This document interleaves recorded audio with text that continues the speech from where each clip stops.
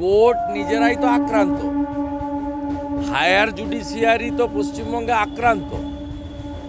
Justice Bindal সাহেবের সময় থেকে শুরু করে সম্মানীয় কৌশিক চন্দ্র, সম্মানীয় রাজাশেখর মান্তা, সম্মানীয় অভিজিৎ গাঙ্গুলি, লাস্ট সম্মানীয় অমৃতা সিনহা মহোদয়া, তারা নিজেরাই আক্রান্ত।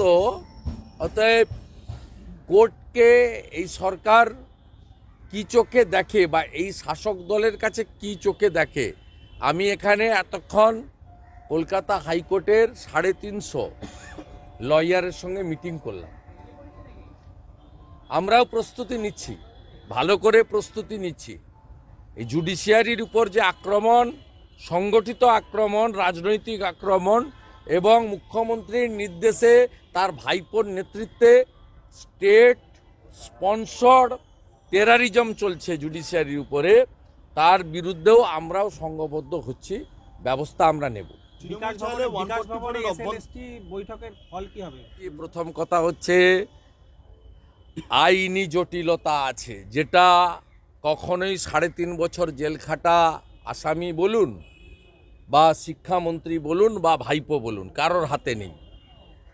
এক, আইনি জটিলতা আছে। 2 হচ্ছে প্যানেল 1 বছরের বেশি তার মেয়াদ থাকে না। এই বিষয়ে রাজ্য সরকার নিজেরাই জটিল করেছে। এবং 3rd হচ্ছে super numeric post, additional post creation. এই অ্যাডিশনাল পোস্ট ক্রিয়েশান টাকা থাকলে রাজ্য সরকার করতে পারে, কিন্তু থ্রু এক্সাম ছাড়া পুরনো প্যানেল থেকে অতিরিক্ত সৃষ্টি করা পদে নিয়োগ করা যায় না উইদাউট এক্সাম। অর্থাৎ রিক্রুটমেন্ট রুল, এসএসসির যে নিজস্ব রুল এবং এনসিটি এর যে guideline, national council of teacher education, এটা তৃণমূল কংগ্রেসের মামার বাড়ি নয়। দুর্ভাগ্য এটাই, এই আন্দোলনের সঙ্গে আমরা ছিলাম, আজও শুভেচ্ছা আছে। এদের মধ্যে 2-4 জন যেভাবে চাকরি পাওয়ার জন্য আন্দোলনের মঞ্চটাকে অপবিত্র করছেন, লাভ তো কিছু হবে না। আন্দোলনের যে উচ্চতা এবং গরিমা বা সাধারণ মানুষের সমর্থন ছিল, সেই সমর্থন কিন্তু প্রশ্নচিহ্ন দেখা দিচ্ছে। এরা সবাই খারাপ আমি বলবো না, এই ছেলেপেলেদের মধ্যে এদের একটা চাহিদা আছে, আমি এদের যন্ত্রণাকে ইগনোর করছি না, কিন্তু যেভাবে যে ধরনের লোকদেরকে বাড়িতে চলে যাচ্ছেন বা বলছেন, এতে আপনাদের যে মেধা শিক্ষা তার গরিমা কিন্তু নষ্ট হচ্ছে। তাই আলটিমেটলি ব্রাত্য বসু চাক না চাক, 3.5 বছর জেলখাটা আসামি কিছু বলুক আর নাই বলুক, ভাইপো কিছু প্রতিশ্রুতি দিক আর নাই দিক, রেজাল্টটা হচ্ছে 0, অশ্বডিম্ব। গুরুত্বপূর্ণ কথা বলেছেন, তিনি বলছেন যে সাংসদদের এভাবে সাসপেন্ড করা মনে করি সঠিক হয়নি, অন্যায় কাজ। কোন বিধানসভার স্পিকার? আমাদের বিধানসভা। আচ্ছা, যে বিধানসভায় গত 12.5 বছরে সংবিধানের 10ম তফসিল মানা হয় না, সংবিধানকে যারা মানে না তারা রাজনৈতিক স্টেটমেন্ট দেবেন।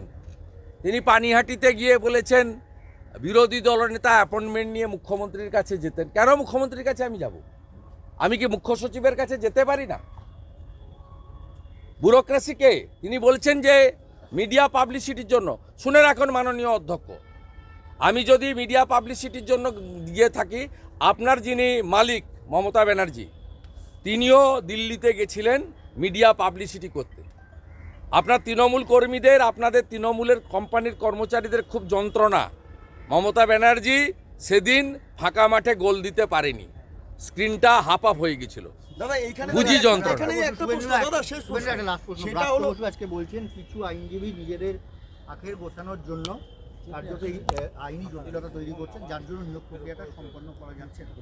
কিছু আইনজীবী কাকে উদ্দেশ্য করে বলছেন? এই যে জুডিশিয়ারির একটা পার্ট হচ্ছে আমাদের আইনজীবীরা, যাদেরকে আমরা এলিট সমাজের ক্রিম বলে মনে করি। এদেরকে অ্যাটাক করা মানে জুডিশিয়ারিকে অ্যাটাক করা, আর জুডিশিয়ারিকে অ্যাটাক করা মানে আমাদের সংবিধানকে অ্যাটাক করা। এদের চুরি দুর্নীতি, মমতা ব্যানার্জির স্লিপ লিখে চাকরি দেওয়া, তার ভাইপোর চাকরি বিক্রি করার ব্যবসাটা কিছু প্রতিবাদী, মেরুদণ্ড সোজা রাখা আইনজীবী কলকাতা হাইকোর্ট, সুপ্রিম কোর্টে লড়াই করে তারা তাদের এই ব্যবসাটাকে অনেকটা বন্ধ করে দিয়েছেন। চাকরি বিক্রির দোকানগুলো এখন অনেকটাই নিবু নিবু করছে। তাই অবক্ত যন্ত্রণা থেকে বিচারপতিদের সাথে সাথে সম্মানীয় আইনজীবীদের অ্যাটাক করছেন। এটা গণতন্ত্রের পক্ষে খুব অশুভ লক্ষণ এবং ব্রাত্য বসুর মতো একজন নাট্য ব্যক্তিত্ব অধ্যাপক, তার এই অধঃপতন আমাদের খুব খারাপ লাগছে।